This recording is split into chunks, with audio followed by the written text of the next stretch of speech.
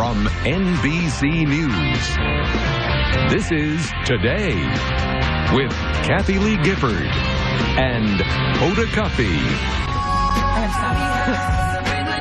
We are back on this Fun Day Monday with today's woman and a special guest host, the very lovely Jordin Sparks. She's filling in for Kathy Lee Gifford. And here on the perfect day, because we are talking about that fierce feminine power that, you know, we often put to use. But sometimes that power gets out of whack and needs to, well, be tamed. It sure does. Rebecca Grado and Christy Whitman are the authors of a new book, and you might want to hold your little one's ears for this one. It's called Taming Your Alpha Bitch. How to be fierce and feminine and get everything you want. Well, ladies, hello. Is this from experience for writing this book, or from, one of you two?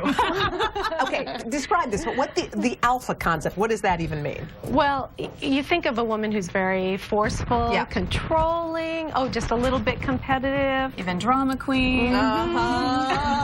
Does it ring a bell? Anybody? I know a couple. What do you do if you know somebody who's all four? I have a couple of those. Yeah, I have a couple of those who are all of them all at once. Wine helps. Yeah, we do that, yes.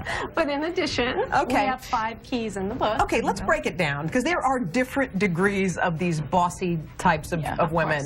And I think some of us fall into some of these categories. Tell us about the very first category. The forceful. Yeah. We all know her. Forceful. We've seen her on the reality TV shows. She's that aggressive. You know, you were telling a story the other week about that subway ticket line lady. Yes. And I mean, makes you nervous. Snowball effect that comes behind you. Yeah, they're abrasive. Yeah. They give themselves permission to just say whatever they think. They don't they don't care. Exactly. Okay. They'll bulldoze over you. All right. And those people you deal with how? Ignore or what? How do you tame them? Avert your eyes. Avert your eyes. Back out slowly. Well, it's really recognizing it within ourselves, and when are we like that? You know, when does that show up? Because it typically shows up in a situation where we feel stressed, we feel overwhelmed, which is a lot of women are like that these days. So some stressful situation, it could be good. It could be, you know, you're creating a wedding, you just had a baby, and you tend to be a little bit forceful because you're in fear. Well, there are people who are controlling. I think I fall into that sometimes. I like to have, you know, I'm a little bit of that. And that sometimes happens when I'm in a car and someone's driving, and I know they didn't take the right turn, and you're like,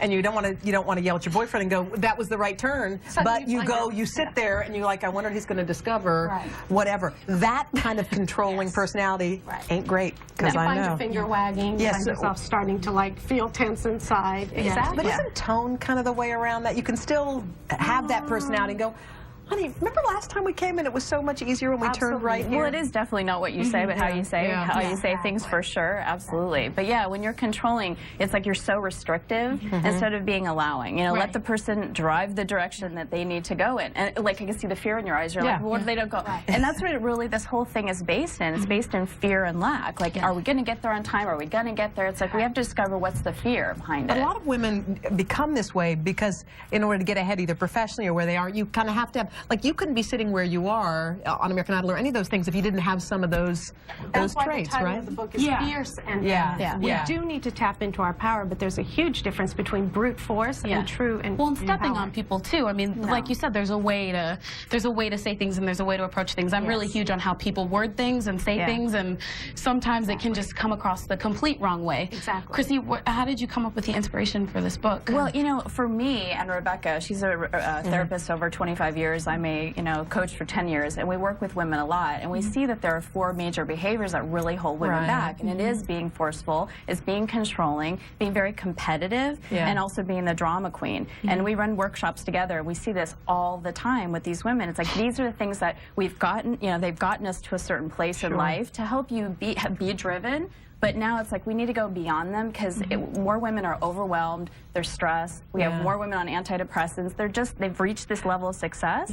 But they're just not happy. The drama queen thing is interesting, because these are almost like the fire starters, the people who cause a commotion so they can fix it, and then they're sort of the heroine in the And what we need to recognize is that takes tremendous energy, whether it's a drama queen in our life who's taking our attention, our time, or on the phone at 3 in the morning dealing with their crisis, and then it's over by 6 o'clock, the next day. So we need to realize how much of our resources are being depleted, whether it's our own dramas or their dramas. I guess we all have to check ourselves, and if we're just quickly on the other end of the spectrum, where we are very passive and we just say whatever you want, honey, and it's okay, we sort of have to get a better backbone. I think the beauty of Taming Your Alpha B is that bleep, is that this is a book about empowering women. Yeah. So it's really teaching women to stand in their true power, and that has nothing to do with being passive and, you know. Thanks, ladies. Yeah. All right. Being fierce and feminine, you know. Work.